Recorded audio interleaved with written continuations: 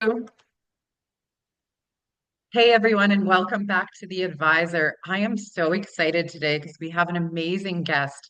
Before I introduce him and the topic for today, I want to send a special thank you to Dr. Bradley Nelson for his sponsorship and to iHeartRadio. Without you, this would not be possible. And without our fans and our audience and our following and everyone who tunes in, thank you for being here and for enjoying this beautiful content. We have something wonderful in store for you today. So, depression and anxiety are normal emotions. We all feel them, but here's the question: why are we all suffering so much? So today I'm sitting down with Dr. Fred Schiffer. He's a Harvard psychiatrist, researcher at McLean Hospital, and founder of the Dual Brain Psychology Institute. So he discovered that we actually have two competing minds, one that's more mature and one that's more wounded. And when we learn how to activate the healthier side of the brain, we can actually calm the trauma-driven side and finally start to heal. So he's also the author of Two Minds and Goodbye Anxiety, Depression, Addiction, and PTSD. And he's here today to help us rethink what's really behind our struggles and what's possible when we finally tap into the full power of our brain. It is really good to have you here today. Thank you so much for being here. My pleasure. Thank you. Yeah, so So, why don't you introduce yourself for the audience a little bit? sure. I have a practice of psychiatry, and that's my laboratory. Also work at a laboratory at McLean, but I do more teaching there, and I developed a theory based on research that I had done uh, at Harvard and other places, and it turns out that each half of the brain is able to support a different mind, and it's very subtle. And if you want to try something, we can show the audience, and the audience can try it at home if they want. So if you have like a letter envelope, um, see if I have something here. I'll An use envelope? yeah, and to I will be cover. right back. 1 second. Okay.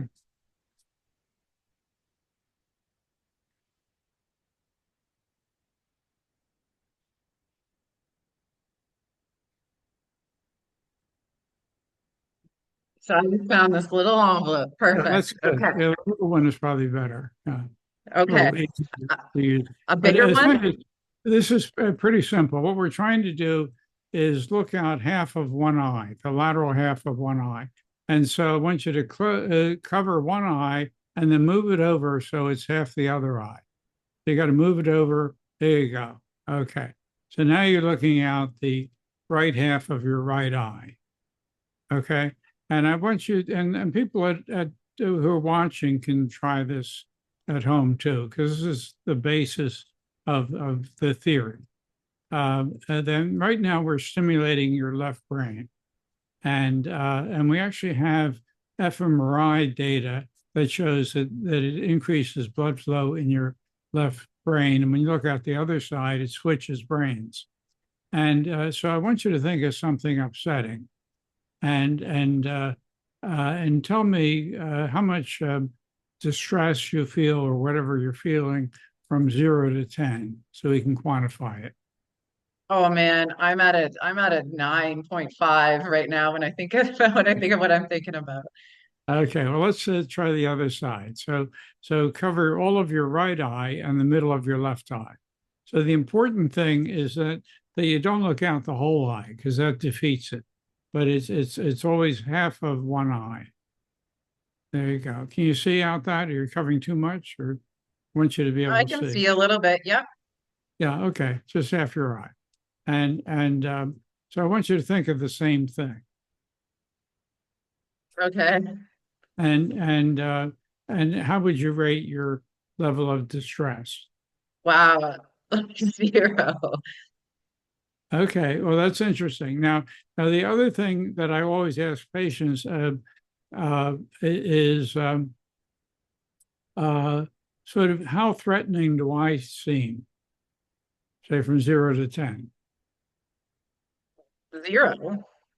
Okay, and out the other side, take a look.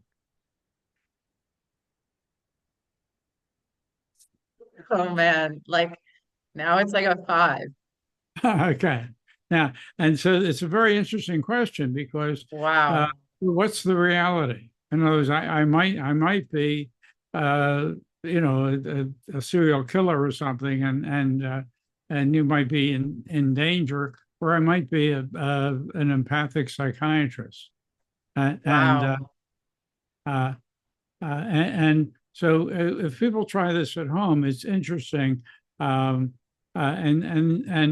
what we're doing is we're actually stimulating each hemisphere of the brain, which is a whole brain in itself. It's just like we talk about the amygdala or the hippocampus or the frontal lobe. And it turns out that there are two of all these structures. There's a left amygdala and a right amygdala, and a right hippocampus and a left hippocampus. And all of the parts are actually doubled. And I could go on for a good hour talking about the evidence for this and the split brain studies and people who have a half a brain removed and they're still normal people. But what we're doing is we have a very simple way of stimulating one hemisphere. And it's not just that we're stimulating a hemisphere, we're stimulating a mind. That you have two minds. And my first book was called Of Two Minds. And when you introduce it, you sort of mix them together. Oh, No, that's all right, no okay. problem.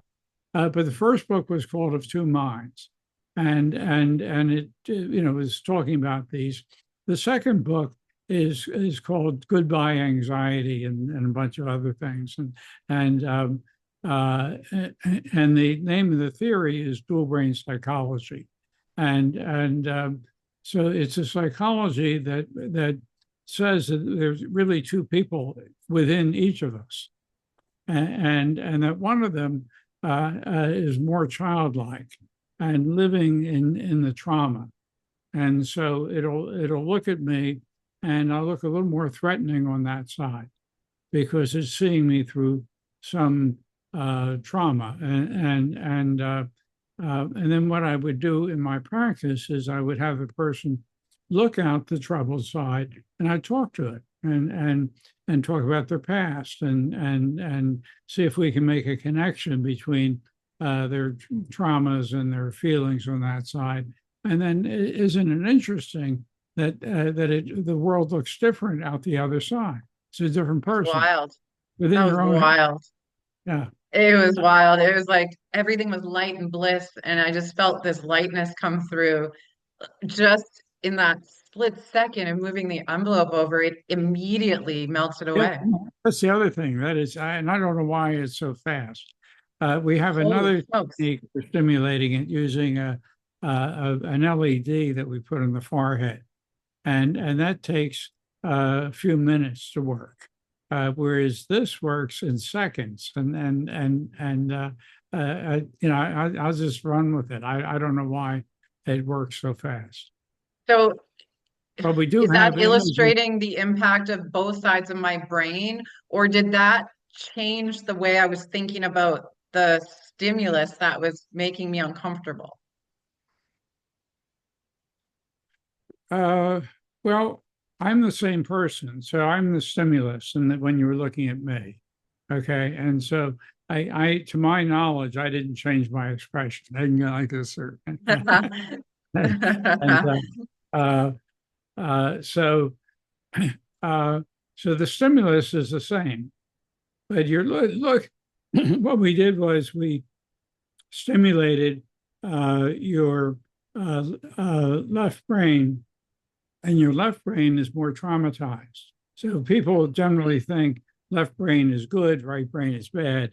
And I found that that's not the case, that in a lot of Okay. people, the trauma sits in the left brain. And when people get transcranial magnetic stimulation, they always get it on the left side. And the reason is that the Academy of Psychiatrists and Neuroscientists believe that the left side is good and the right side is bad.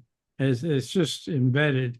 And that may be in certain realms or certain ways that you stimulate it. But what we're doing what I find is that this immature side of us often lives in the left hemisphere, and it's often in the right hemisphere. But for a given person, it stays on the same side. So that if you repeat this tomorrow, you're going to likely find that it's on the same side. Sometimes rarely it'll jump around a little bit, but it's very stable actually, and we're just finishing a study using the LED to put it over the positive hemisphere to stimulate it, and we're treating fentanyl addiction, and we're expecting, but we don't know yet. We're going to see the results in about a month and a half. So we're hoping that we have a breakthrough treatment for fentanyl addiction using an LED that has no side effects. Wow. So I understand it. So if I practice this every single day, will it just like exercise strengthen that side of my brain? And then Now, I'll be able to now, handle that let stressor in a me better way? what the real trick is here. You have to learn how to talk to each side. In other words, Mm, each side of you has to be like a co-therapist, and got and it. and has to talk to the troubled side and say, "Boy, he looked scary over there, didn't he?" You have to Oh, and sort then of, I go like this and I say, no, he's such a sweet man. Listen to him. He's trying to help the world. but you want to I talk to the other side and say, "Well, you really felt scared over there. Isn't that interesting?" I wonder why you felt so scared. And maybe it has something to do with, when Uncle Bob jumped out of a closet and scared you or something. And uh, and that when you make that connection, you teach the little girl in you that no, actually you're safe. So what we want to do is treat the trauma. That's the real thing. And so and that your healthy side wants I wanted to become the therapist to the little girl who's traumatized. And So that this gives me the ability to counsel the right side of my brain and talk to it to calm the right side down, to train it to get rid of that trauma. I understand. That's very interesting. but also you have to look at the other side so you can talk to the trouble side. In Okay. other words, it's important to people at home may not be comfortable doing that, and they shouldn't do it. It's something you can do with a therapist, and Right. and teach a therapist about dual brain psychology. That dual brain psychology hasn't caught on because it sounds too weird. Who would think that you could put an envelope up and change your worldview? That's ridiculous. And Well, people and just so saw it in real time. People just saw it in real time. It's true. yeah, yeah. Wow. My mind is just like exploding right now. Man, that's incredible. How did you And ever discover that? Like, what were you sitting there with an envelope in front of your well, head and you're like, well, let's that's see all what happens with in this? my book, and I go through it. It's a sort of a long story, but let me try and say briefly. Um, I was noticing that I was having trouble finding the Freudian id and ego and superego, and I knew what they were. But what I saw in my practice were immature people who, when they got better, they were mature people, and then they regress and they were immature, and then they do better and they become mature, and so I kind of was seeing two personalities, and Wow. and then. I started getting interested in studies that were done in the 1960s where it was a treatment for epilepsy, for people who had epilepsy all day long and they couldn't function, they were disabled. And so it was a radical surgery where they cut the connection between the left brain and the right brain. And what they found was that initially, uh, you had two different people, and one person wanted to smoke, and the other hand, which was controlled by the other brain, kept putting the cigarettes out. Someone wanted to wear a certain dress, and she was buttoning it. I don't know. I guess in those, this is in the '60s. I guess there were button dresses. I don't know. And her other hand was unbuttoning it.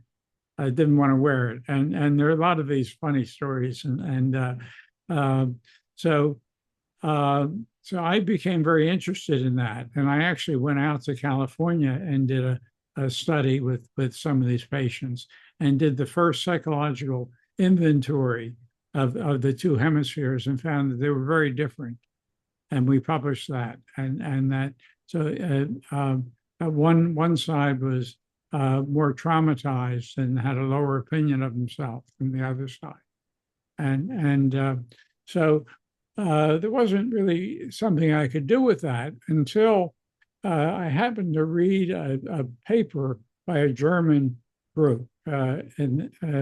This was actually, I know when it was because we were on a vacation with my family in England, and I was reading this book on the split brain studies. And I started thinking that maybe these two people have something to do with the hemispheres. And then this German study was purporting to show movies to one brain or the other in people who hadn't had an operation, just normal people like you and me. And they had this apparatus that must have cost $1 million, and it tracked eye movements and covered a computer screen, and I didn't know what was going on. I had to read it 5 times to figure it out. And I realized that they had a device that could show the movie to one side of one eye, like we just did, or the other. And I figured on my budget, I could do it like this. uh, so I came to the office, this is the same office here, and this is in the 1995, and my first patient that day was a Vietnam veteran, and I've talked about him. So, but he's typical of patients who will respond to this. And I asked him to look out. I didn't know what to expect. I tried it at home and I didn't respond. I do now, but for a number of years I didn't have any response, and he got very upset when he stimulated his left brain like you did. And just went like this, or like this, this stimulated his left brain. And he said, that tree behind you, that plant behind you looks like the jungle. And he's very upset. And he's obviously having a flashback to Vietnam. So I very quickly, I said, well, look out the other side. Yeah, no kidding. Switch sides of the hemisphere quick. Yeah, right. And he smiled. He said, no, that's a nice looking plant. And I knew this. And that's what started it. And the German group never did anything with it. They never understood what they had found. Wow. That is And absolutely I incredible. started with goggles, and now I have sunglasses that we're making that are lateralized, and you can wear them on the street. So we're still in the process of trying to get a manufacturer and get them produced, but we hope to have them soon. But they work greatly, and I use them in my office. I have people flip the glasses around, and I talk to one side and then the other side. Wow, that's incredible. So I have a question for you. So if depression and anxiety are normal, Yeah, why do they seem to overwhelm people? right. Okay, very, very good question. Okay, so let's say you're looking at your right hemisphere,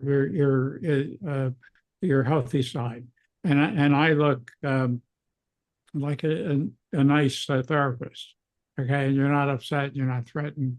But all of a sudden, I pull out a weapon and I go like this, and well, you're scared, right? Yeah, No, no, is it so? The healthy part of you is going to be frightened because I'm now dangerous.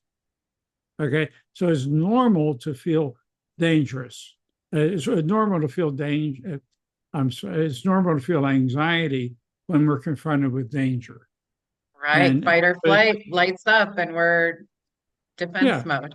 yeah, and you should. And if you don't, there's something wrong with you.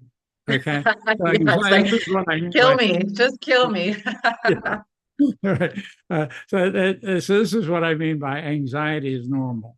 Okay. But now, if on the other side, though, you're looking at me and I'm sitting here and I'm really not threatening. I don't believe, and your other side doesn't believe it. But your troubled side sees me as a 5 out of 10 threatening. That's pretty threatening, and that's when anxiety is a problem. Okay. In other words, when you feel that there's a danger that doesn't actually exist, that's Okay, when it becomes a problem. And it's the same with depression. That if Donald Trump sends you to uh, uh, alligator Alcatraz and you're not depressed, there's something wrong with you. Okay, because you're right, a hopeless position. Okay, it's horrible, and you can't get out of it, and you have no hope. And if you don't feel depressed, you're not normal. Okay, so right, that's what I'm saying. Anxiety and depression are actually normal feelings in a normal situation. So there are times when we are, if I'm given a diagnosis of terminal cancer and I'm really depressed about it and I feel hopeless about it. Well, it is hopeless, given if that's what the doctor's telling me that I'm going to die in 6 weeks and goodbye, but it would be appropriate for me to be depressed about that. That's right. normal. Uh, Now, the problem is most people feel depressed and they don't know why they feel depressed. Well, I was just gonna say, like, because most people who are struggling with anxiety and depression don't realize that it's a disorder. So what are the signs that you're I don't like reacting in a healthy way? disorder in a way because that sort of pathologizes it. I'm not saying the word, but it makes it a pathology. Right. And what I feel is that this is all about trauma. In other words, Yeah. on one side, you're upset, you're more anxious because there's some trauma, and we're not going to go into that. Uh, and and everybody's got some trauma. That's a normal part of life. But we're often not aware of our trauma, or we discount it and push it away.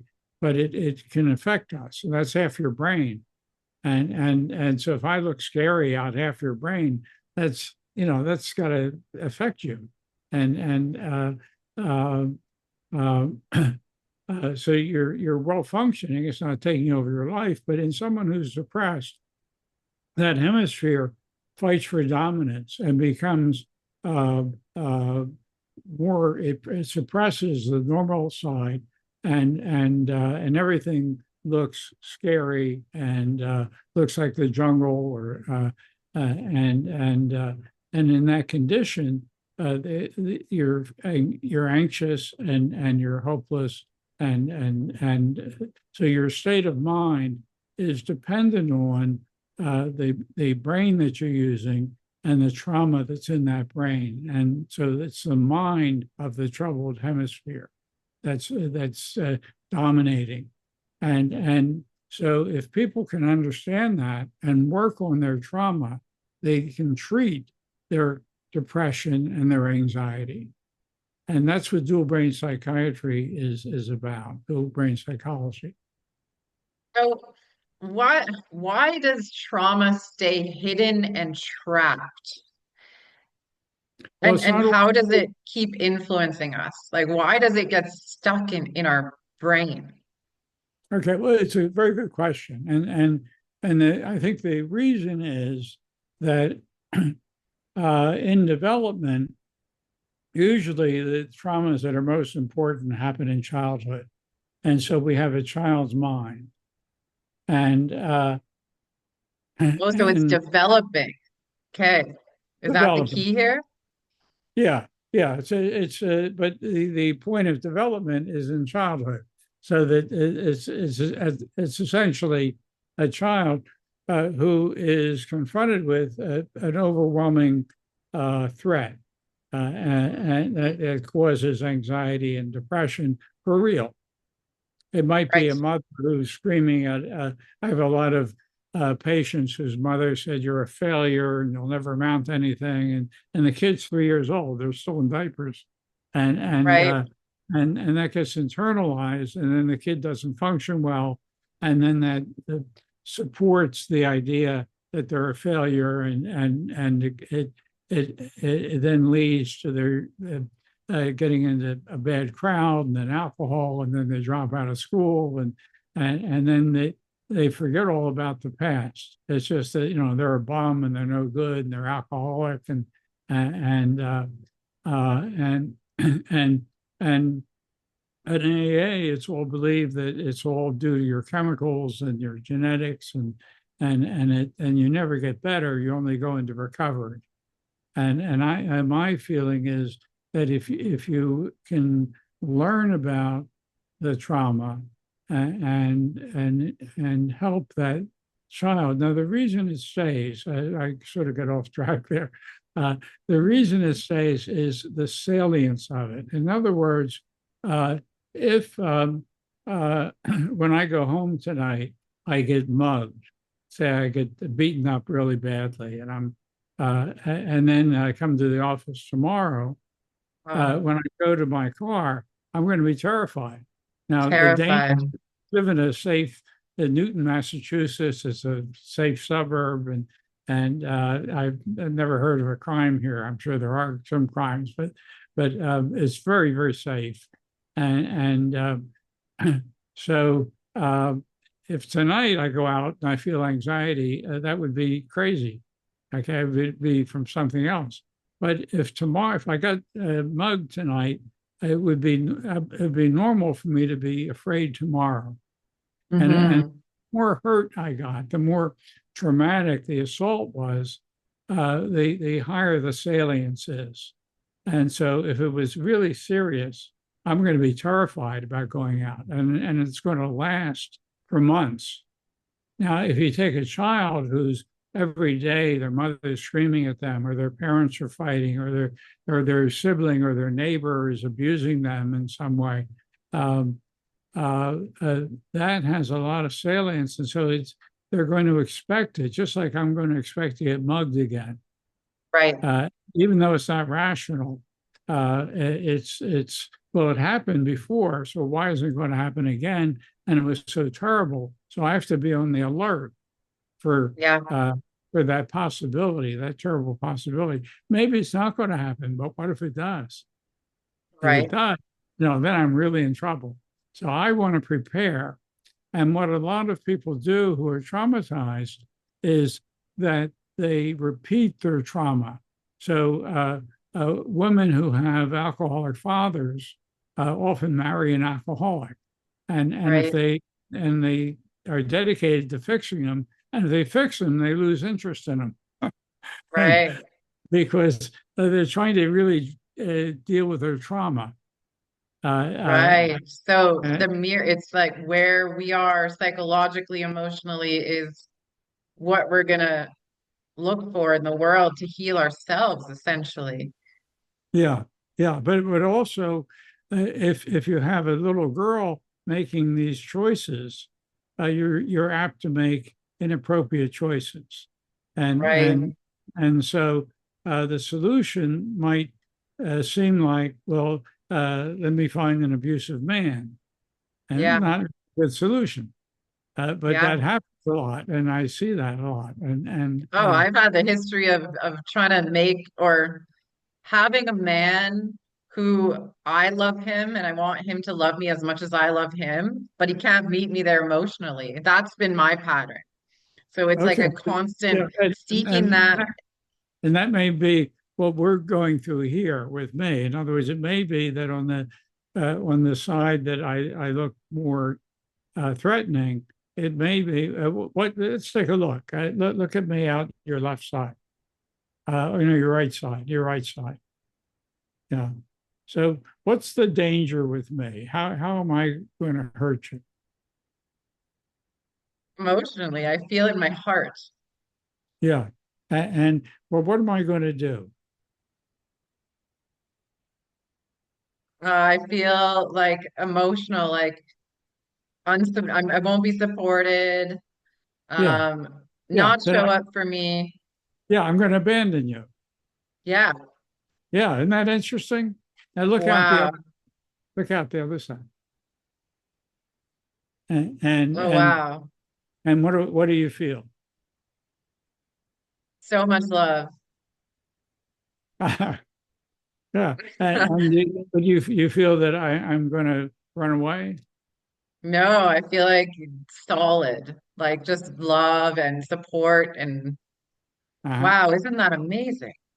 Yeah, yeah, and so what your trauma is, if I can talk in public, I mean, again, you're Please, not a please. I patient. love it. Yeah, let's Uh, do it. okay, is that maybe your father or your mother or somebody was too busy and you felt neglected and children feel that when that happens that it's their fault, that if they were a better child, their father wouldn't work so much and wouldn't be traveling or their mother wouldn't be preoccupied with her depression or whatever and whatever the abandonment was due to, and that the child always assumes that it's their fault.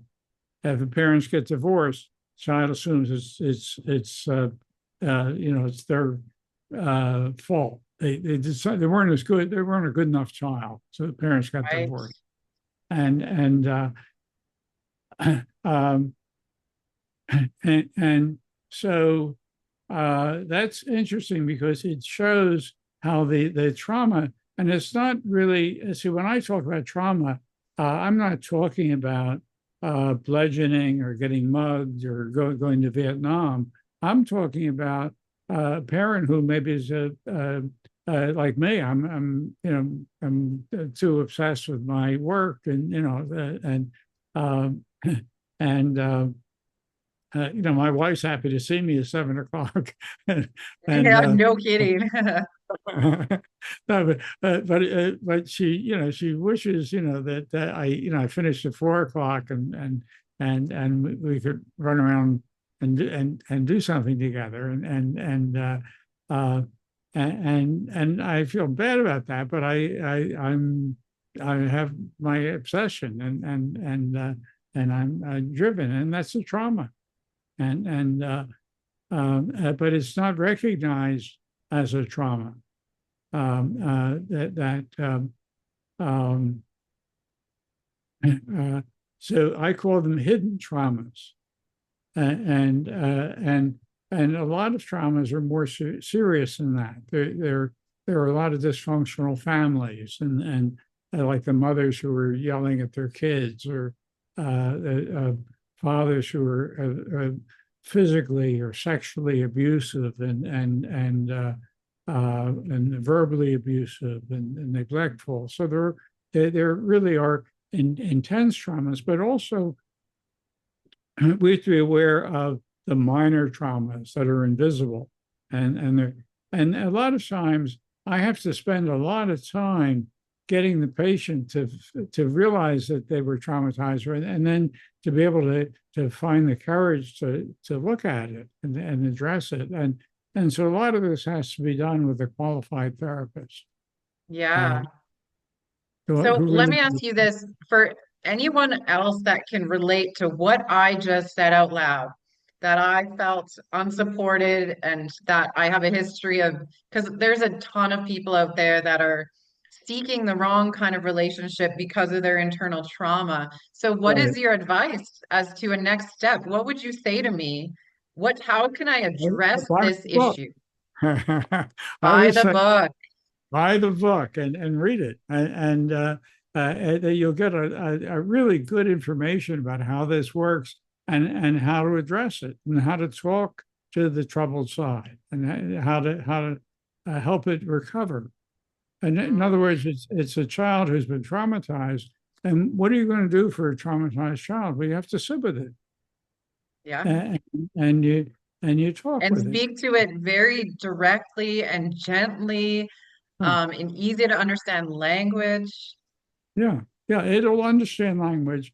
It might not agree with you. It might say the boogeyman is in the closet, and you open the closet and say, "No, it's not there," Mine was and under the you bed. close it, and it goes right back to, "Oh my God, the boogeyman's back!" Uh, and so children are very hard to convince, but that's the Yes. job. That's the job. Mm, There's no shortcut that I know of. yeah. And I use the fact that you have two different views as a teaching tool, but it doesn't cure it. It's not a cure.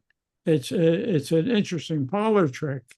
Uh, but what I really use it for is to teach the person, to teach the little girl that things actually could be safe, and you could really be appreciated with someone who's stable and dependable, and that you can see that out the other side. And so you have different experiences, and our experiences are very compelling, and they really teach us.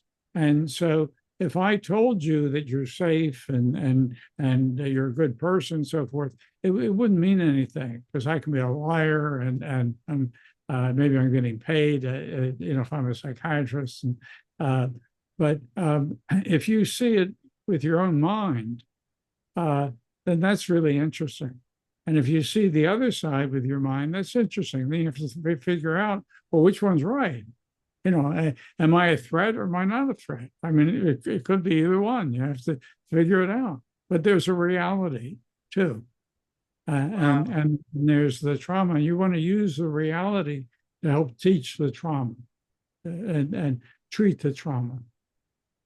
Wow. So where, tell us where we can find your book and more information about you. But there's this little website. It begins with the letter A. It's called Amazon. I don't know if you've ever heard of Mm. it. No, Uh, I haven't. First time. First time. It actually sends me messages every single day. yeah, I actually had a little bit of stock in it. Years ago, I guess everybody has this story, and I figured, what is this for? It's a bookstore in somebody's garage.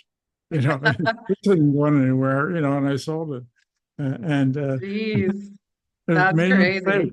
Yeah. No kidding. Wow. That one's haunting you. What does your right side of your brain think of that one, doctor? Mike. Yeah, no kidding. No kidding. Oh my gosh. I'm going to get a beating when we get off. No, not kidding. Oh wow. So Amazon is where people can find your book. Beautiful. What are some last minute thoughts you want to leave the audience with on today's topic? I also have a website. It's called Okay. dualbrainpsychology.com. One word, dualbrainpsychology.com. And you can, there's a link to Amazon, but there are also some papers of mine, and there's more information about the theory. And I think it's a nice website. And people might like to go there. Uh, and I think that the other thing that you can do is if you have a therapist, ask your therapist to get the book. And that therapists have been reluctant to buy into this. If I have an audience, they get excited about it. But generally it hasn't been widely known, or it hasn't really caught on, although it should. And I think if we get the results that we're anticipating, we have a $2.5 million NIH study with a FDA breakthrough designation, and we're seeing a lot of people, half are getting sham and half are getting active, and about a third of the patients are doing extremely well, and it's replicated. I have a site, and McLean Hospital is doing a site independently of me. I have a startup company, but I teach at Harvard, so I can't participate in the study because of a conflict of interest. But McLean can, and in our phase 1, we both got the same results, and I hope we get similar results this time, and that they're good results. But if we do get good results, then I think we'll get some immediate attention and help people who are suffering with addiction. And also, the same technique is good for anxiety and depression. But that's not what I'm talking about today. Today, I'm just talking about using an envelope. Wow. Sure. Incredible. So before we go today, is there any messages you want to leave the audience with on the topic of depression and anxiety, and any final thoughts? Yeah, that there may be some subtle traumas that are inside, and you might be able to pick that out. That if you're feeling upset out one side, try and see what that discomfort reminds you of and feels like, and that'll take you to what the trauma is. That's what we just did, actually. That is what we just did. Beautiful. It was so much fun and such an honor talking to you today. Thank you so much for being here and for sharing this with the world. It is truly amazing. My mind is still blown from what just happened with this envelope. I Yeah, absolutely am going to tell everybody what yeah. just happened with this envelope and share it everywhere because that was insanely amazing. It was incredible. Start a session, I'll say to the patient, get your equipment. And first, they're not sure what I'm talking about. Yeah, that's it. That's your equipment. Wow, what an inexpensive way to show up to a meeting and have a life-changing realization. Thank you. It just, it's life is actually so simple. Like it's the simple things. People try and complicate everything, and who knew? This envelope has a whole new meaning to me now. Yeah, thank you. Incredible. Yes. To our audience, thank you for tuning in. You just heard from Dr. Fred Schiffer, who is joining us for a series. This is episode 1 of his series, and he'll be back to dig even deeper into these amazing, And mind-blowing topics. So one stick other thought, around. that if you want to give me some feedback about if you do try this, whether it worked or didn't work, go on my website and you can send me an email, and I won't bother you with that if and but I would like some feedback if I'd like to see if it does help the audience. Or not. Beautiful. Did you hear that, you guys? Go to his website, which will be linked in the show notes, and let him know. Try the envelope, left side, right brain, left brain, and And tell think of him, something upsetting to provoke it. If you just think of nothing on either side, nothing will happen. beautiful. So you heard from Dr. Schiffer himself. And tune in till next time. I'm Lisa Urbanski with The Advisor. Take care, everyone. Thank you.